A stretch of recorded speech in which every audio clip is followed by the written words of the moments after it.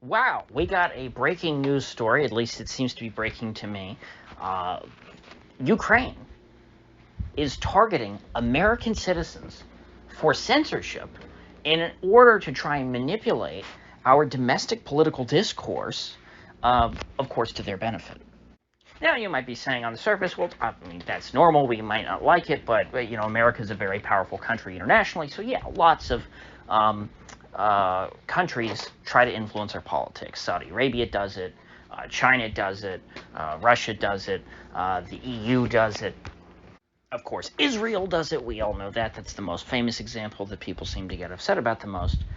But it's one thing to lobby out in the open to where you have people who are paid for by your government, paid foreign agents, who are registered under the Foreign Agent Registration Act, who are publicly trying to influence the American people on behalf of a foreign government.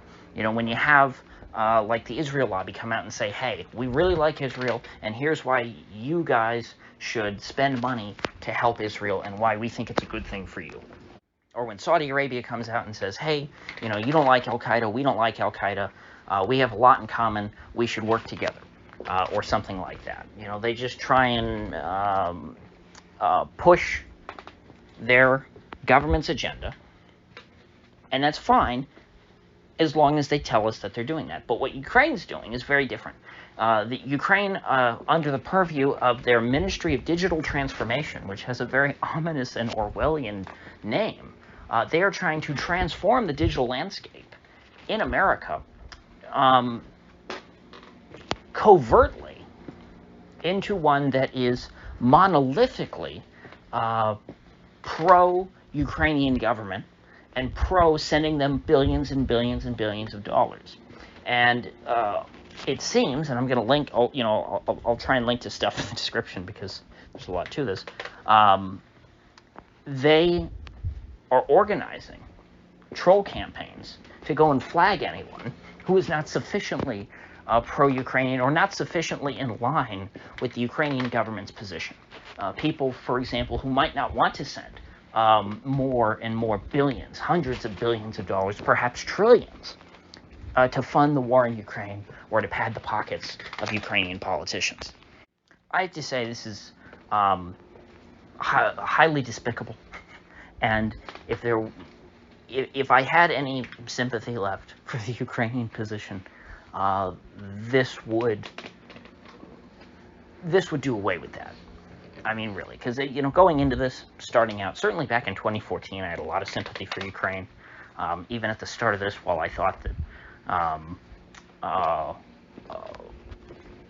the war was unnecessary and that the so-called Ukrainian side, could have done a lot to prevent this, I still felt like, the Ukrainian government is being misled by the Biden administration, and, the Biden administration pushed them into this and is going to hang them out to dry. I could still, give them some benefit of the doubt at the beginning of this war. But by now, it's very clear to me, especially after all this, this is a highly malicious group of people. They are not allies of the American people at all. They have contempt for Americans, and they want to silence any one of us who doesn't kiss their ass. And ironically, this is the kind of thing that CNN and, sort of your boilerplate, Democratic voter has been accusing Russia of for years. This is exactly what they would expect Russia to do. And yet it's their good friends, the Ukrainians, who are trying to manipulate our domestic politics covertly and turn us into some Ukrainian puppet state.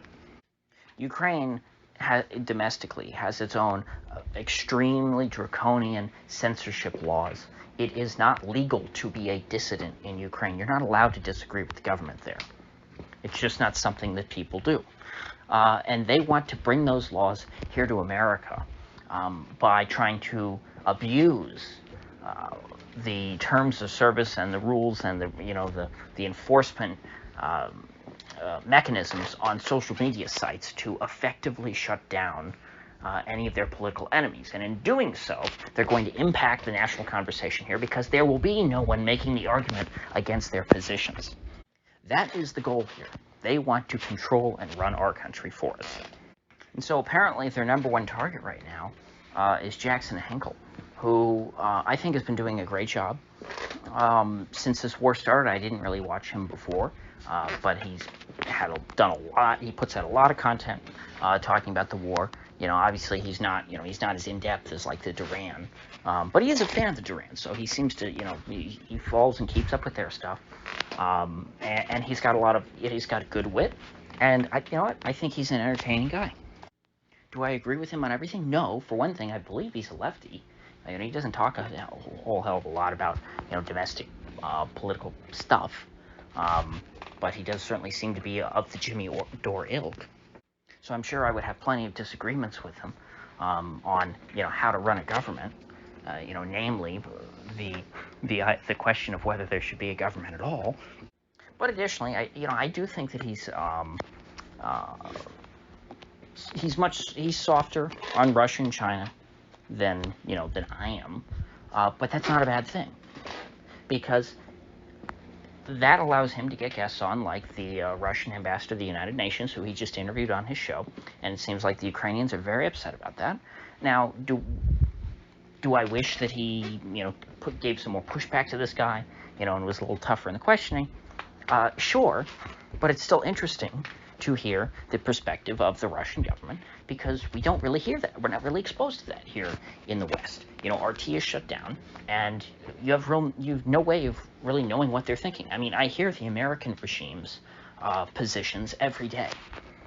I know what the DC establishment is saying, and I think it's valuable to also know whatever the Moscow establishment is saying.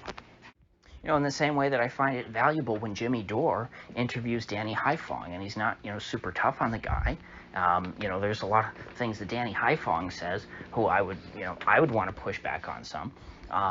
But nevertheless, it's not very often that you get to hear the unvarnished opinion of, the Chinese Communist government.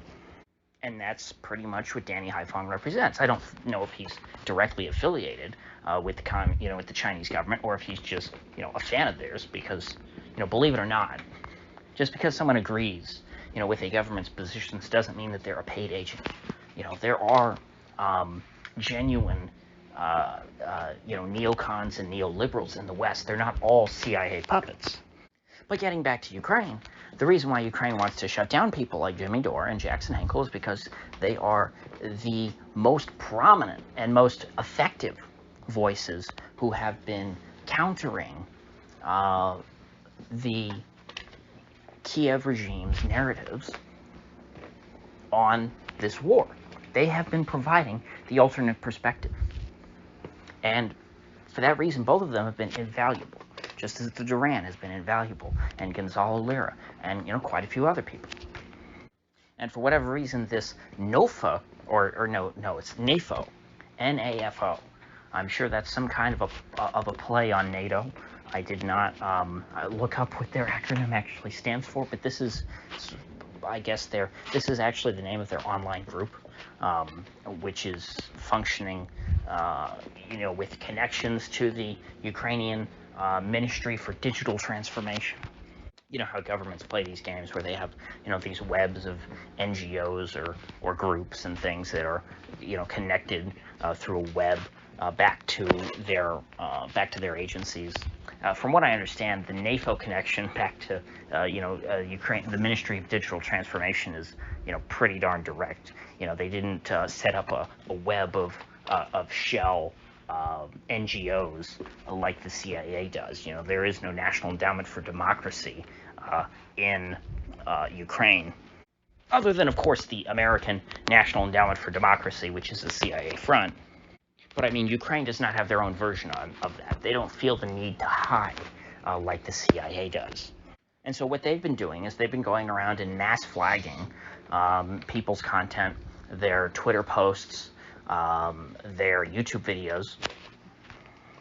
And apparently they successfully got Jackson Hinkle demonetized. Now, when you're demonetized, it's not just about a matter of money.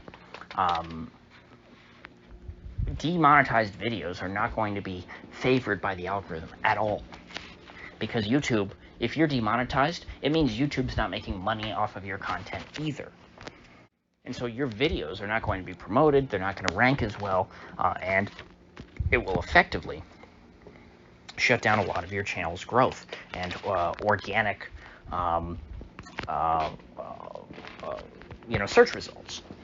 And so even though this group has not yet been able to completely shut down his channel, though they got him suspended, I think, for a week or two, by just, again, throwing a bunch of spaghetti at the wall and seeing what stuck, they have successfully limited his reach and will slow down the growth of his channel in particular. And certainly, this is not the only guy they're going after. It's just he did an hour-long stream about all this and has a bunch of screenshots on Twitter and links to a bunch of stuff, which is why I'm going to try and link to his Twitter thread. But he's kind of, blowing the whistle on his channel to let a bunch of other people know. Because I'm sure they're going to go after, of course, Jimmy Dore, the Duran, hell, probably even Viva Barnes if they talk enough about Ukraine, because I know that Viva is on the dangerous end of the spectrum when it comes to Ukraine and Russia. So is Barnes. Gonzalo Lira, certainly. I mean, hell, Gonzalo lost all his accounts. They were taken away by the Ukrainian government already once.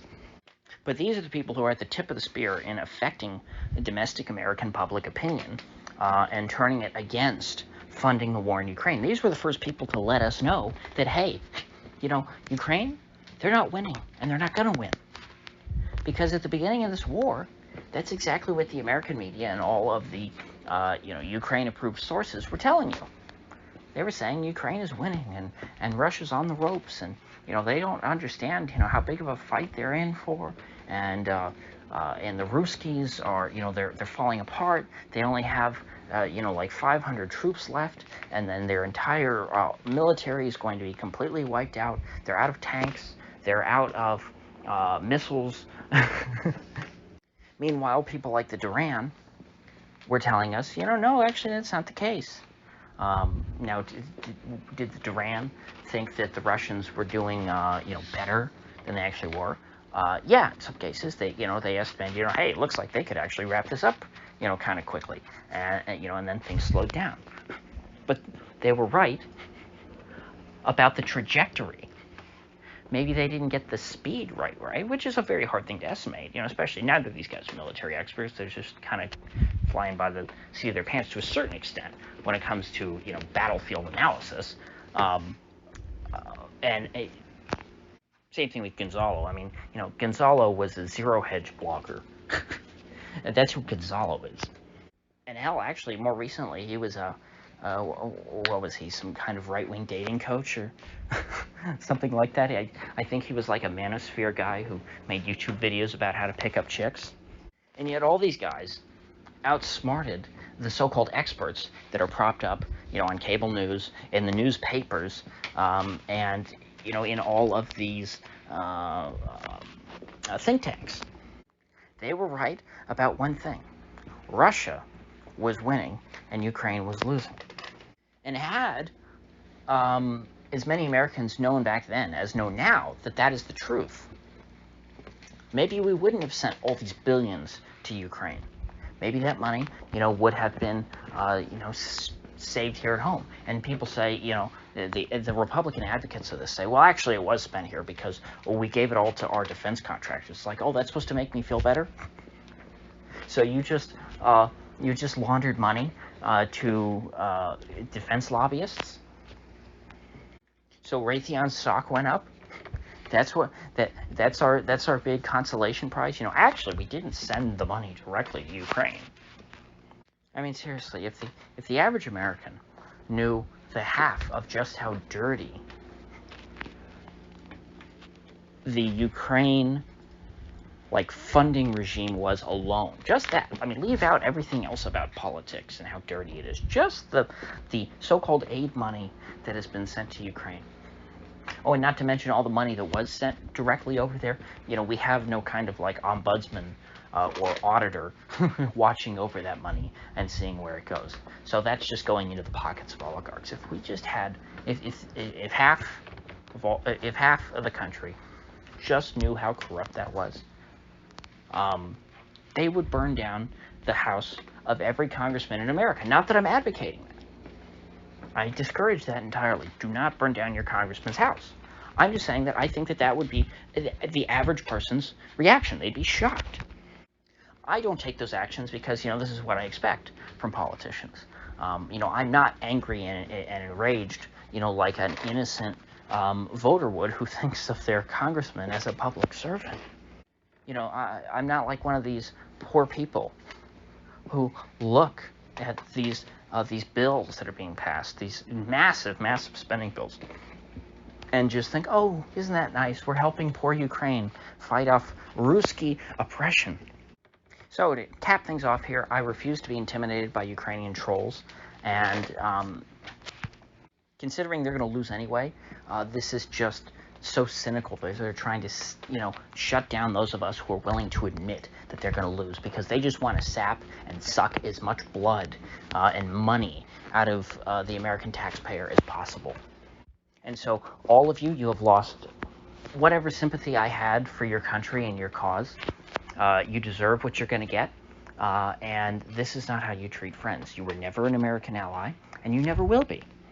This is not how allies, treat their allies. And yeah, I know if you dig deep, Israel does a lot of the same stuff as far as counterintelligence and things like that go, and foreign influence ops that are covert. And so I'm not singling out Ukraine because no other country does this.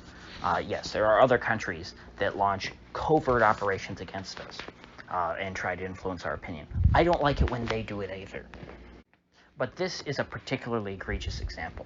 They're trying to silence anyone telling the truth about how they're losing this war so that they can just extract more money out of us in the short term.